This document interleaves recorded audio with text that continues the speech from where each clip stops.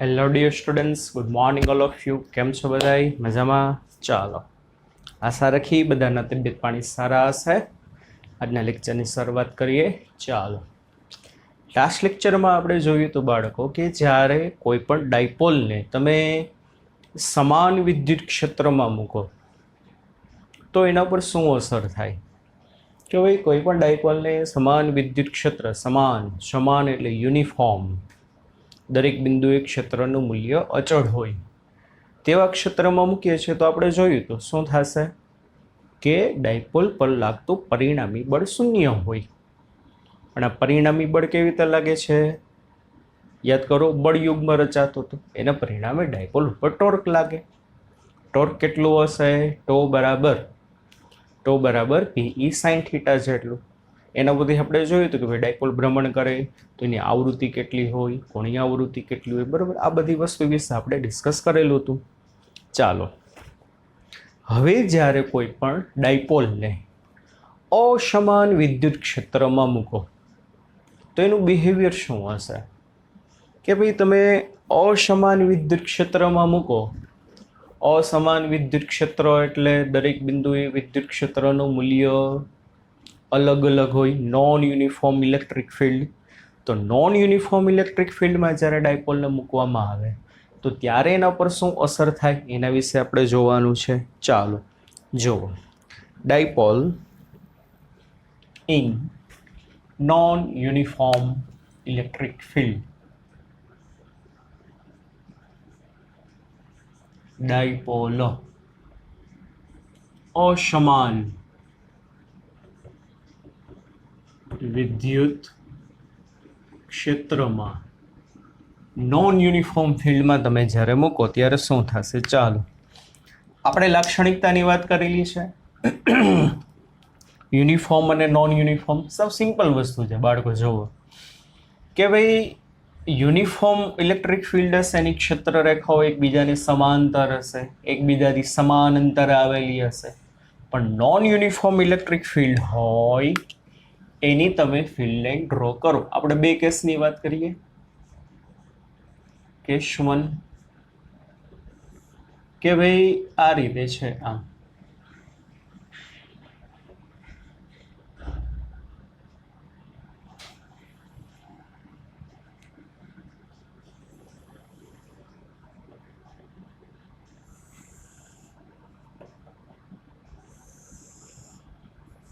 ચાલો, આ જે વિદ્યુત ક્ષેત્ર છે બાળકો કેવું કહેવાશે? અસમાન વિદ્યુત ક્ષેત્ર. કેમ ખબર પડે? કે એની બધી ક્ષેત્ર રેખાઓ એકબીજાને સમાંતર નથી. યાદ કરો, અહીંયા ગીચતા ઓછી છે, અહીંયા ગીચતા વધુ છે. તો જ્યાં ગીચતા વધુ હશે અહીંયા ક્ષેત્રની તીવ્રતા પ્રબળ હશે, જ્યાં ગીચતા ઓછી હશે અહીંયા ક્ષેત્ર કેવું હશે? તો કે નિર્બળ હશે. એટલે અહીંયા ક્ષેત્ર નિર્બળ હશે, જેમ આ દિશામાં જેમ ક્ષેત્રનું મૂલ્ય વધશે. ટેક્સ્ટબુકમાં આકૃતિ દોરી નથી, પણ ટેક્સ્ટબુકમાં ખાલી એવું લખ્યું છે. શું લખ્યું છે? કે ભાઈ આ દિશામાં આમ આમ એરો કરીને લખ્યું છે કે ભાઈ ક્ષેત્ર E શું થાય છે? વધે છે. આ દિશામાં ક્ષેત્રના મૂલ્યમાં શું થાય છે? તો કે વધારો થાય છે. સમજાય છે કે નહીં? ચાલો, હવે આ રીતે ક્ષેત્ર છે. હવે આમાં તમે માની લો કોઈ ડાયપોલ હોય, એ ડાયપોલને અસમાન વિદ્યુત ક્ષેત્રમાં ડાયપોલને તમે સમાંતર ગોઠવો તો એનું બિહેવિયર શું હશે? સાવ સિમ્પલ વસ્તુ છે એના માટે. ચાલો, આ ડાયપોલ છે, સમાંતર ગોઠવો. આ માઇનસ ક્યુ ચાર્જ, આ પ્લસ ક્યુ ચાર્જ. ડાયપોલ મોમેન્ટ કઈ દિશામાં હશે? નેગેટિવથી પોઝિટિવ. એટલે આ કોની દિશા હશે? ડાયપોલ મોમેન્ટની. તો જુઓ બાળકો, ડાયપોલ મોમેન્ટ અને ક્ષેત્ર એક જ દિશામાં છે તો કે હા, તો ડાયપોલ કેવી રીતે ગોઠવી કહેવાય? સમાંતર.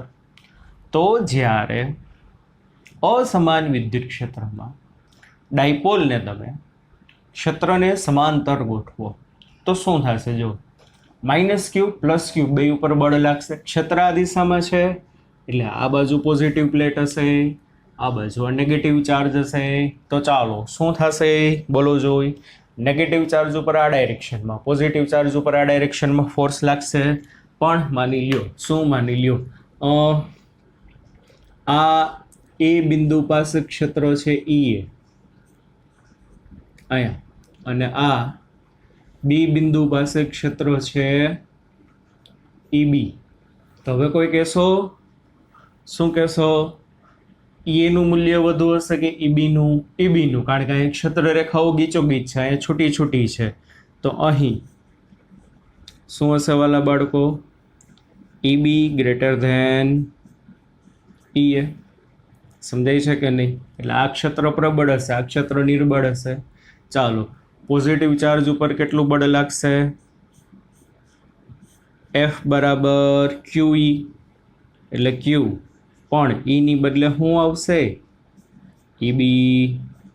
આ કે ના? F બરાબર QE બરાબર Q ઇન્ટુ E ની બદલે EB. કઈ ડાયરેક્શનમાં ફોર્સ હશે પોઝિટિવ ચાર્જ ઉપર? આ ડાયરેક્શનમાં ફોર્સ આવશે કે નહીં? કારણ કે આ પ્લસ આ માઇનસ બાજુ આકર્ષણ અનુભવે. એવી રીતે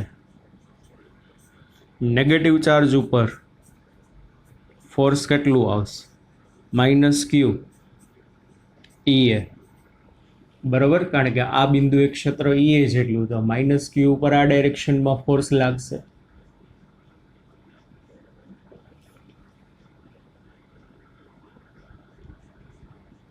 F માઇનસ. તો હવે કોઈ કહેશો આમાંથી હશે શું? બે બળના મૂલ્ય જો એક વિરુદ્ધ તો દેખાય છે. પોઝિટિવ ચાર્જ ઉપર ધન એક્સ દિશામાં લાગ્યું, નેગેટિવ ચાર્જ ઉપર ઋણ એક્સ દિશામાં લાગ્યું, એટલે બે ઓપોઝિટ છે. સમાન મૂલ્યના છે કે નહીં? તો કે ના, નથી. કેમ નથી? કારણ કે ઈબી અને ઈ એ બેની વેલ્યુ જુદી છે. ઈબી વધુ છે, ઈ એ ઓછું છે, એટલે અહીંયા શું હશે? F plus is greater than શું હશે? F minus. તો શું થશે? આના બધી ખબર પડે કે જ્યારે કોઈ પણ ડાયપોલને અસમાન વિદ્યુત ક્ષેત્રમાં ડાયપોલને સમાંતર મૂકવામાં આવે ત્યારે ડાયપોલ પ્રબળ ક્ષેત્ર તરફ, કયા ક્ષેત્ર તરફ? આ બળનું મૂલ્ય વધુ, આ બળનું મૂલ્ય ઓછું, પ્રબળ ક્ષેત્ર તરફ રેખીય ગતિ કરે. બરાબર. તો શું લખાશે નોંધમાં? ડાયપોલ અસમાન ક્ષેત્રમાં, ડાયપોલ અસમાન ક્ષેત્રમાં, ડાયપોલને અસમાન ક્ષેત્રમાં, ક્ષેત્રને સમાંતર ગોઠવતા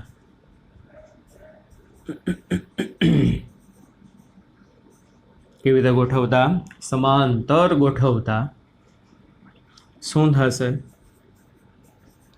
ક્ષેત્રોને અથવા તો ક્ષેત્રોની દિશામાં રેખીય ગતિ કરે. ક્ષેત્રની દિશામાં, સોરી, સમાંતર ગોઠવતા વધતા, આ દિશામાં ક્ષેત્ર વધે છે, વધતા ક્ષેત્રોની દિશામાં શું કરશે? તો કે રેખીય ગતિ કરે. બરાબર. ચાલો, પછી કેસ 2માં આપણે જોઈએ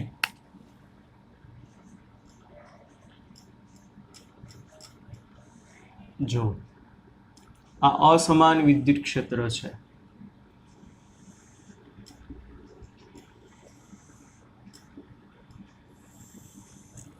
સમજાય છે બાળકો? એટલે આ દિશામાં ક્ષેત્રનું મૂલ્ય શું થતું હશે? વધે છે. હવે અહીંયા ક્ષેત્ર રેખાઓ છૂટી છૂટી એટલે અહીં નિર્બળ, અહીંયા પ્રબળ હશે. પ્રતિ સમાંતર ગોઠવો ડાયપોલને. ચાલો, પ્રતિ સમાંતર એટલે માની લ્યો અહીંયા એ બિંદુએ પોઝિટિવ ચાર્જ, બી બિંદુએ નેગેટિવ ચાર્જ. ડાયપોલ મોમેન્ટ હશે બી થી એ માઇનસ થી પ્લસ. તો જો ડાયપોલ મોમેન્ટ અને ક્ષેત્ર, ડાયપોલ મોમેન્ટ આમ છે, ક્ષેત્ર આમ છે, બંને પરસ્પર વિરુદ્ધ દિશામાં છે.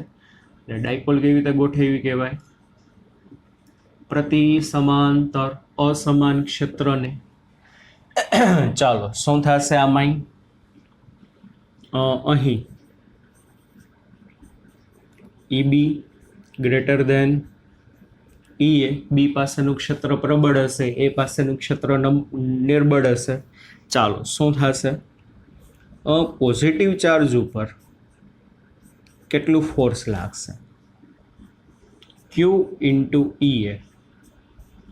પોઝિટિવ ચાર્જ ઉપર કેટલું ફોર્સ લાગશે Q into EA. Negative charge ઉપર કેટલું ફોર્સ લાગશે minus Q into EB. F બરાબર QE. હવે આમાં હશે શું કોઈ કહેશો તો કે સર આ બી વધુ છે એ ઓછું છે એટલે નેગેટિવ ચાર્જ ઉપર લાગતું ફોર્સ વધુ હશે અને પોઝિટિવ ચાર્જ ઉપર લાગતું ફોર્સ ઓછું. પણ એક વસ્તુ જુઓ, ક્ષેત્ર આમ છે, ક્ષેત્ર આમ છે, અહીંયા ધન, અહીંયા શું હોય ઋણ હોય. તો હવે કોઈ કહેશો પોઝિટિવ ચાર્જ ઉપર જે Q ઇન્ટુ EA જેટલું ફોર્સ લાગ્યું કઈ ડાયરેક્શનમાં હશે? આ ડાયરેક્શનમાં હશે કે આ ડાયરેક્શનમાં હશે? પ્લસ પ્લસને શું થાય આકર્ષણ કે અપાકર્ષણ? તો કે અપાકર્ષણ. એટલે આ જે ડાયરેક્શન હશે ને વાલા બાળકો FS સદિશની હશે અને નેગેટિવ નેગેટિવને અપાકર્ષણ થાય એટલે વાલા બાળકો આ જે ડાયરેક્શન હશે ને F માઇનસની હશે. તો હવે ત્યાં તો એક વસ્તુ નક્કી થઈ કે માઇનસ ચાર્જ ઉપર લાગતું ફોર્સ વધુ છે, પ્લસ ચાર્જ ઉપર લાગતું ફોર્સ ઓછું છે. પ્લસ ચાર્જ ઉપર આ ડાયરેક્શનમાં ફોર્સ લાગે છે પ્રબળ ક્ષેત્ર તરફ, કારણ કે આ અપાકર્ષણ થાય, ખબર પડે છે ને શું થાય અપાકર્ષણ. નેગેટિવ ચાર્જ ઉપર આ ડાયરેક્શનમાં ફોર્સ લાગે છે, હા નેગેટિવ નેગેટિવ અપાકર્ષણ નિર્બળ ક્ષેત્ર તરફ. તો એક વસ્તુ તમે નોટ કરી શકો કે જ્યારે કોઈ પણ ડાયપોલને અસમાન ક્ષેત્રમાં ક્ષેત્રને પ્રતિ સમાંતર ગોઠવો તો ડાયપોલ જે છે ને નિર્બળ ક્ષેત્ર તરફ, કઈ બાજુ? નિર્બળ ક્ષેત્ર તરફ રેખીય ગતિ કરે. તો આ એક મુદ્દો નોંધવાનો કે ડાયપોલને અસમાન ક્ષેત્રમાં ક્ષેત્રને પ્રતિ સમાંતર કેવી રીતે? તો કે પ્રતિ સમાંતર ગોઠવતા તે નિર્બળ ક્ષેત્રની દિશામાં રેખીય ગતિ કરે. રેડી બાળકો? સમજાણું? બરાબર. બુકમાં થોડુંક આડું ઓળું આપ્યું છે, આપણે મુદ્દા વાઇઝ તમને લખી સમજાવ્યું. ડન? સમજાણું? ચાલો સરસ.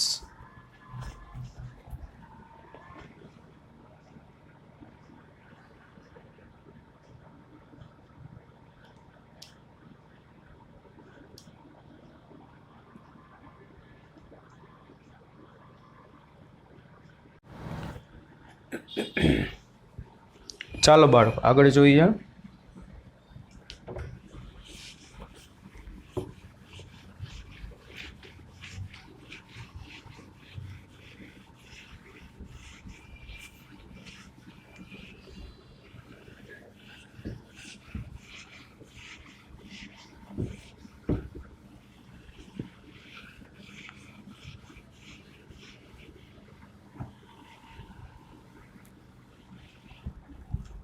જુઓ, ટેક્સ્ટબુકમાં સ્વાધ્યાયનો 9મો દાખલો.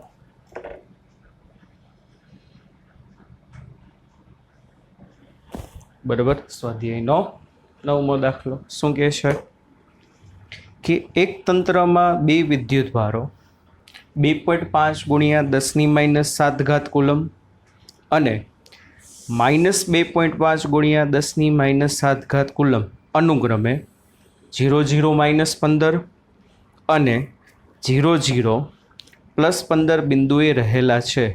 જો 0,0 -15 એનો મતલબ શું કે ભાઈ XM0 YM0 ZM -15 મતલબ ઋણ Z દિશામાં અને 0,0 +15 એટલે ધન Z દિશામાં. તો આ તંત્રનો કુલ વિદ્યુતભાર કેટલો અને ડાયપોલની ચાક માત્રા કેટલી? સાવ સિમ્પલ. ચાલો, બે વિદ્યુત ભાર આપ્યા છે. શું થશે? તો કે આ એક્સ અક્ષ, આને હું વાય અક્ષ કહું, બરોબર? બોર્ડની બારે આવતી હશે વાય અક્ષ, આ એક્સ અક્ષ, અને આ આપણી ઝેડ અક્ષ. ગમે તમે અક્ષને નામ આપી શકો. આ ઉગમ બિંદુ ઓ, એટલે આવડિયા થશે પ્લસ ઝેડ, આવડિયા થશે માઇનસ ઝેડ. ચાલો, હવે 2.5 ગુણ્યા 10⁻7 કુલમ વિદ્યુત ભાર 0 0 -15 ઉપર છે. એટલે માની લ્યો આ એ બિંદુ છે, એના યામ છે 0 0 -15, અને અહીંયા બી બિંદુના યામ છે 0 0 +15, અને એ બિંદુ ઉપર કેટલો ચાર્જ છે? QA ઇઝ ઇક્વલ ટુ +2.5 ગુણ્યા 10⁻7 કુલમ, અને બી બિંદુ ઉપર કેટલો ચાર્જ? QB બરાબર -2.5 ગુણ્યા 10⁻7 કુલમ.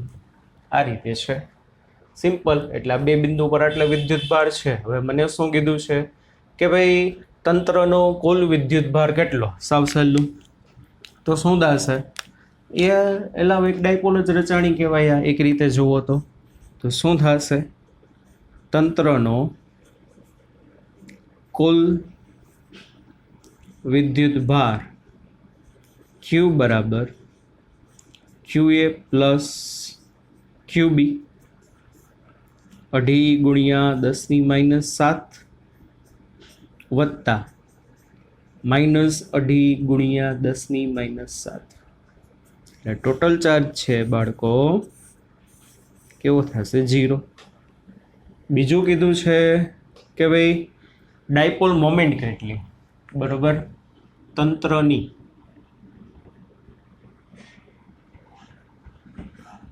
ડાયપોલ મોમેન્ટ, આપેલા તંત્રની ડાયપોલ મોમેન્ટ કેટલી હશે? ચાલ, શું થશે dipole moment? P vector is equal to 2aq. ચાલો, આકૃતિ પરથી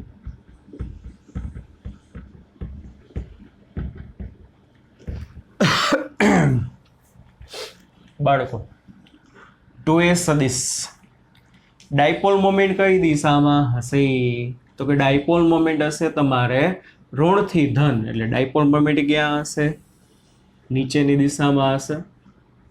એટલે આ જે ડાયરેક્શન આવશે P સદિશની, સમજાય છે કે નહીં? તો આકૃતિ પરથી 2a સદિશ એટલે +q અને -q વચ્ચેનું અંતર. બસ સિમ્પલ. શું કરો? 0 0 15 -0 0 -15. રેડી? ચાલો, 0 0 0 0 -0 0 15 - પ્લસ થાય, કેટલું થાય? 30 થશે કે નહીં? આનું મૂલ્ય જોતું હોય તો માનાંકમાં 2a સદિશ બરાબર આનો વર્ગ આનો વર્ગ આનો વર્ગ અને એનું વર્ગમૂળ, એટલે 30 થશે. બરાબર. અને આજે આપણને યામ આપેલા છે બાળકો, શેમાં આપેલા છે? સેન્ટીમીટરમાં આપેલા. શેમાં આપેલા છે? સેન્ટીમીટરમાં. તો મીટરમાં તમે જોશો તો કેટલું થશે? 30 ગુણ્યા 10⁻2 મીટર. રેડી? 2a જેટલો ડિસ્ટન્સ મળી ગયું. 2 માર્કમાં બોર્ડમાં પૂછાય. આખી આ રીતે મેથડ કરવી પડે. ચાલો, માટે ડાયપોલ મોમેન્ટ P સદિશ બરાબર 2a 30 ગુણ્યા 10⁻2 એને ગુણ્યા 2 માંથી 1 નું મૂલ્ય 2.5 ગુણ્યા 10⁻7. રેડી? ચાલો, 2.5 ગુણ્યા 3 બરાબર, 2.5 ગુણ્યા 3 એટલે 7.5. 1 મીંડું આને આપી દો એટલે -1, એટલે 7.5 ઇન્ટુ 10⁻⁻8 કુલમ ઇન્ટુ મીટર. ચાલો ડાયરેક્શન ગયા હશે, ડાયરેક્શન માઇનસથી પ્લસ એટલે B2S બરાબર ગયા હશે B2A. આ એની ડાયરેક્શન મળી ગઈ. 2 માર્કમાં પૂછાય બોર્ડમાં. ચાલો સિમ્પલ છે. ચાલો પછી આગળ સ્વાધ્યાયનો 10મો દાખલો. 4 × 10⁻9 કુલમ ઇન્ટુ મીટરની ડાયપોલ ચાકમાત્ર ધરાવતી એક વિદ્યુત ડાયપોલ 5 × 10⁴ ન્યૂટન પર કુલમનું માન ધરાવતા સમાન વિદ્યુત ક્ષેત્ર સાથે 30 ડિગ્રીના કોણે રહેલી છે. તો ડાયપોલ ઉપર લાગતું ટોર્ક. સાવ સહેલું. ચાલો શું કરેલું છે બાળકો? ડાયપોલ મોમેન્ટનું મૂલ્ય છે 4 × 10⁻9. સ્વાધ્યાયનો 10મો દાખલો. ડાયપોલ મોમેન્ટ P બરાબર 4 × 10⁻9 કુલમ ઇન્ટુ મીટર. પછી વિદ્યુત ક્ષેત્ર 5 × 10⁴. 5 × 10⁴ ન્યૂટન પર કુલમ. અને ક્ષેત્ર સાથે આ ડાયપોલ 30 ડિગ્રીના કોણે ગોઠવેલી છે.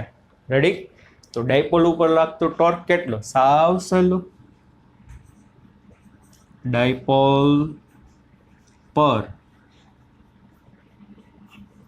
લાગતું ટોર્ક ટો બરાબર PE sin θ. બસ મૂકી દો કિંમત.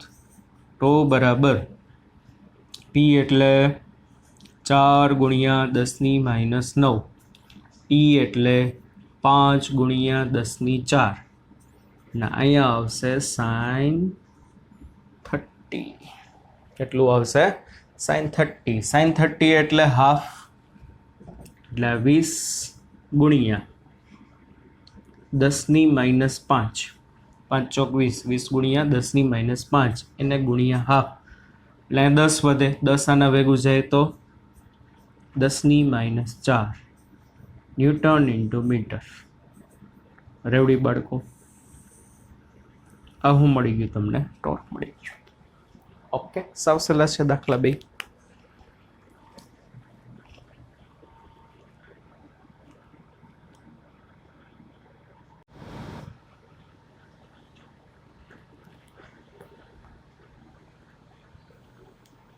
ચાલો આગળ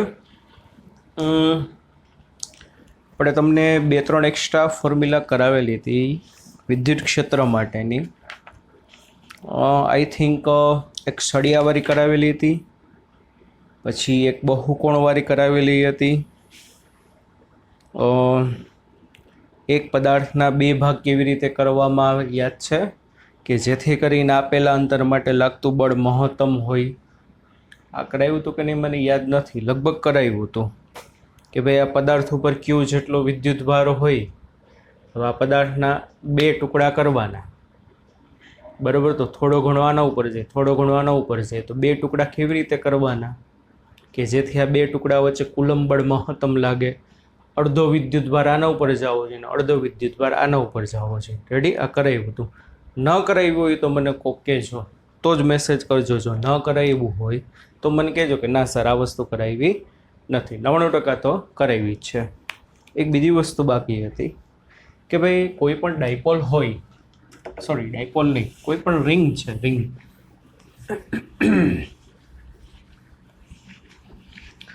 R ત્રિજ્યાની રિંગ છે.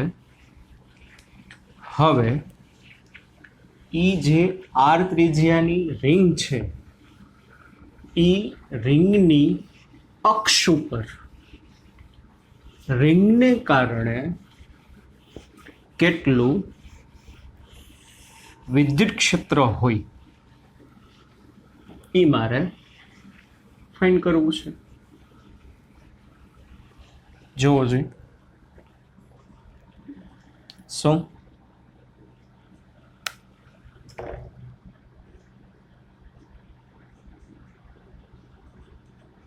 Electric field on axis of ring. સમજો આપણા આગળ એક આ રિંગ છે, આ રિંગનું સેન્ટર, અને બાળકો રિંગની ત્રિજ્યા r છે. રેડી? હવે આ રિંગ ઉપર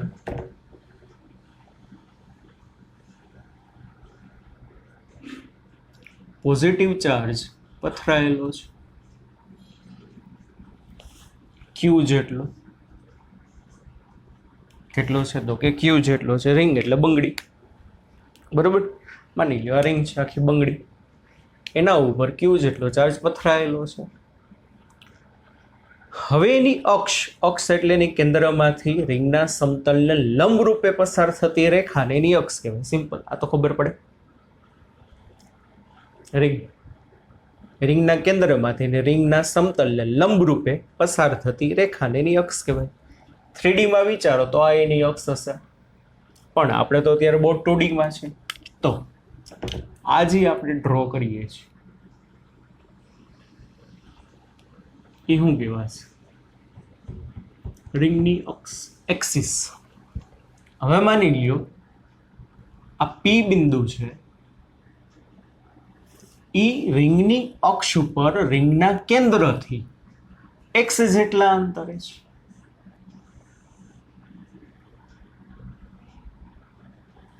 બરોબર? આ P બિંદુ છે એ રિંગની અક્ષ ઉપર રિંગના કેન્દ્રથી x જેટલા અંતરે છે. તો આ રિંગને કારણે P બિંદુએ કંઈક ક્ષેત્ર હશે, અને જે ઈ ક્ષેત્ર છે એ કેટલું? બરોબર?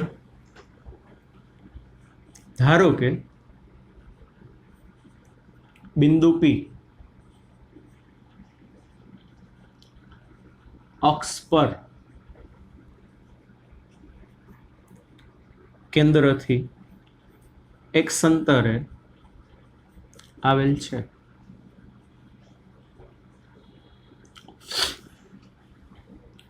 રિંગને કારણે રિંગના ક્યુ જેટલા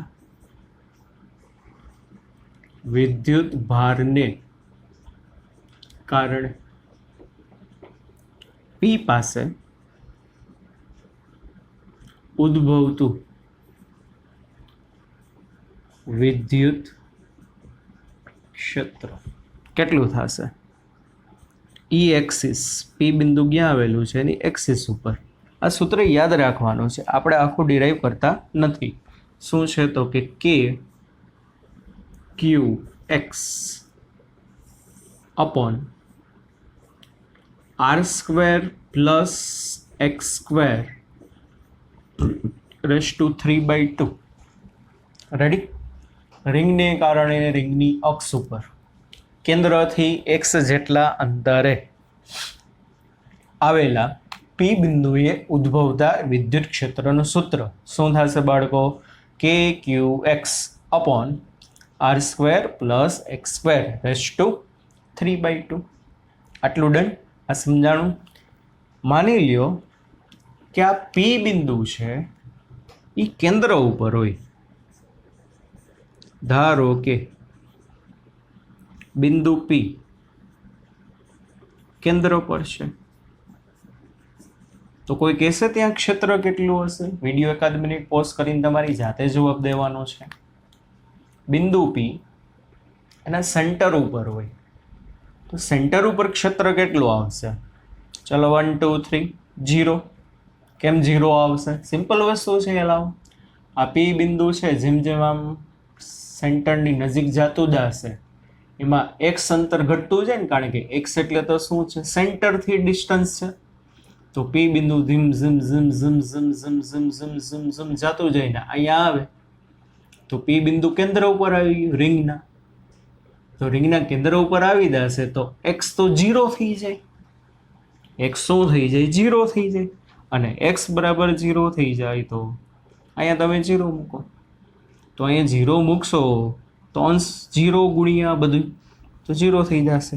તો ધારો કે P બિંદુ કેન્દ્ર પર છે, તો શું થશે?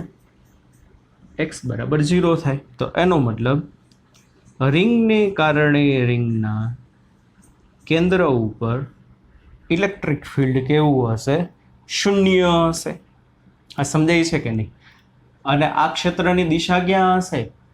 પી બિંદુએ જે ક્ષેત્ર હશે, રિંગ છે, પી બિંદુ આની અક્ષ છે, પી બિંદુએ ક્ષેત્ર ક્યાં હશે? તો કે બહારની તરફ, કારણ કે રિંગ ઉપર કેવો છે? પોઝિટિવ ચાર્જ છે.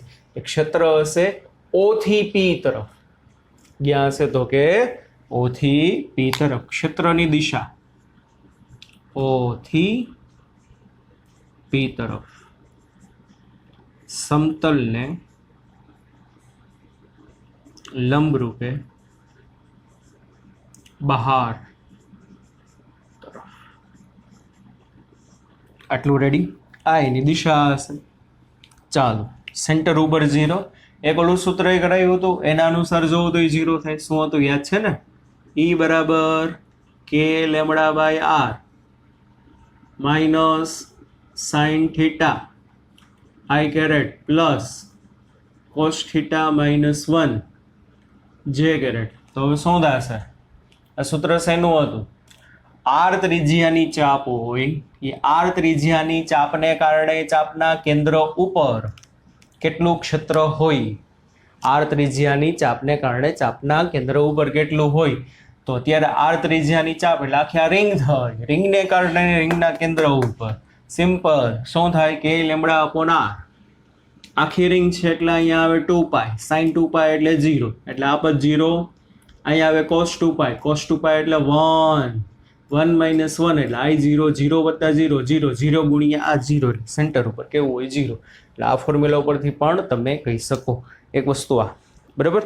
માની લ્યો આ P બિંદુ અક્ષ ઉપર જ છે, પણ ઘણું બધું દૂર આવેલું છે. બરાબર? P બિંદુ ક્યાં આવેલું છે? અક્ષ ઉપર જ. પણ થર્ડ વસ્તુ, અક્ષ પર અતિ દૂરના બિંદુએ, એટલે કે અંતર જે છે ને x, માની લો P બિંદુ આમ દૂર દૂર દૂર દૂર દૂર દૂર દૂર જતું જાય, એટલે x મોટો થતો જાય. તો હવે તમે કહી શકો કે x ની વેલ્યુ વધતી જશે, k અચળ, q અચળ, r અચળ, પણ P બિંદુ તમે દૂર દૂર દૂર દૂર દૂર મોકલતા રહ્યો તો r ની કમ્પેરિઝનમાં x ઘણો બધો મોટો થઈ જાય કે નહીં? તો શું થશે? x is much greater than r.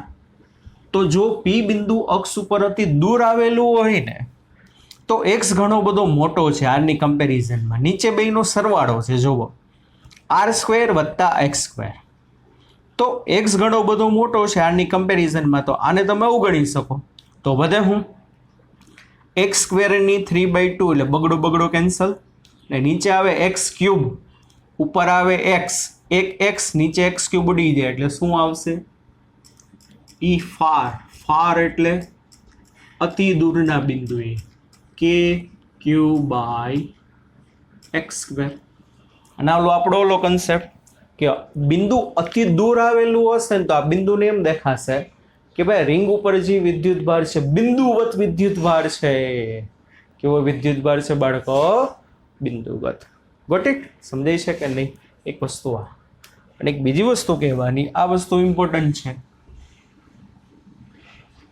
રિંગના કેન્દ્રથી x બરાબર ±r/√2 અંતરે વિદ્યુત ક્ષેત્રની તીવ્રતા મહત્તમ હોય. આ ખાસ યાદ રાખજો. રિંગથી કેટલા અંતરે? તો રિંગનું આ જે કેન્દ્ર છે ને, કેન્દ્રથી રિંગની ત્રિજ્યાના √2 ભાગ અંતરે જાવ ને તો એ બિંદુએ રિંગને કારણે ક્ષેત્ર મહત્તમ હશે. ઓકે સર, ના સમજાવ. માની લો રિંગની ત્રિજ્યા છે √2 મીટર છે, રિંગ કેટલી ત્રિજ્યાની છે બાળકો? √2 મીટર ત્રિજ્યાની છે. તો આ તમે √2 મૂકો તો √2 ભાગ્યા √2 એનો મતલબ 1 મીટર. તો એનો મતલબ એમ કે રિંગના કેન્દ્રથી 1 મીટર જેટલા અંતરે, રિંગના કેન્દ્રથી 1 મીટર જેટલા અંતરે ક્ષેત્રની તીવ્રતા મહત્તમ હશે. કેવી હશે બાળકો? ક્ષેત્રની તીવ્રતા મહત્તમ હોય. પણ +or-1 મતલબ શું? +or-1 મતલબ બે બાજુ આવે ને. આ રિંગ છે, આ રિંગની આગળની સાઈડ હશે ને પાછળની સાઈડ હશે. આ રિંગ છે આ રીતે માની લ્યો આમ, તો આ બાજુ બધું ક્ષેત્ર આ દિશામાં હશે, પાછળનું ક્ષેત્ર બધું આ દિશામાં હશે. એટલે ક્ષેત્ર આ દિશામાં આમ ફેલાયેલું હોય. પોઝિટિવ ચાર્જ છે, અહીંથી હું અહીંથી જોઉં તો મને પોઝિટિવ ચાર્જ અહીંયા દેખાય, તો આ બધું ક્ષેત્ર મારી માટે આ બાજુ હશે. હું અહીંથી જોઉં તો મને પોઝિટિવ ચાર્જ અહીંથી દેખાય, તો આ ક્ષેત્ર બધું આ બાજુ હશે. એટલે બે બાજુ હોય. +or-r/√2. એટલે રિંગના કેન્દ્રથી આ બાજુ r/√2 અંતરે, રિંગના કેન્દ્રથી આ બાજુ r/√2 અંતરે ક્ષેત્રની તીવ્રતા મહત્તમ હોય. આ ખાસ યાદ રાખશું આપણે. અને એની વેલ્યુ તમે લખી લેશો 2kq/Emax. 2kq/3/2 into r². આ વસ્તુ તમારે એક યાદ રાખવાની છે. ચાલો એનો ગ્રાફ દોરો તમે. તો જોજો ગ્રાફ કેવો આવશે, સમજો બાળકો.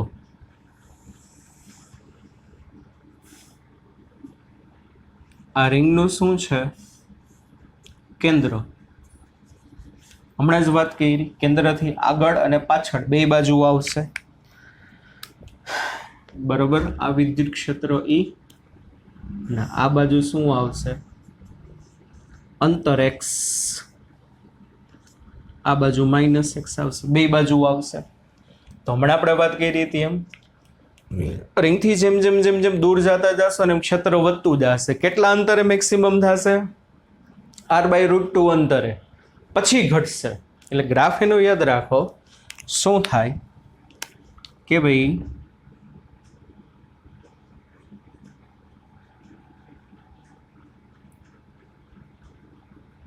આ જે ડિસ્ટન્સ છે x બરાબર r/√2, r/√2 ડિસ્ટન્સ છે Emax હશે અને પછી પાછું ઘટતું જશે. એટલે આપણે આ ગ્રાફ યાદ રાખીએ છીએ. અને ઘટતું જાય ઘટતું જાય ઘટતું જાય ઘટતું જાય અને 0 થશે બાળકો. ક્યાં થશે? અનંત અંતરે 0 થઈ જશે. કારણ કે અહીંયા તમે અનંત મૂકો એટલે કેવું થઈ જાય? 0 થઈ જાય. એટલે બે બાજુ આવે. રિંગથી આ બાજુ આવશે ને આ બાજુ આવશે. તો એટલા માટે આ જે છે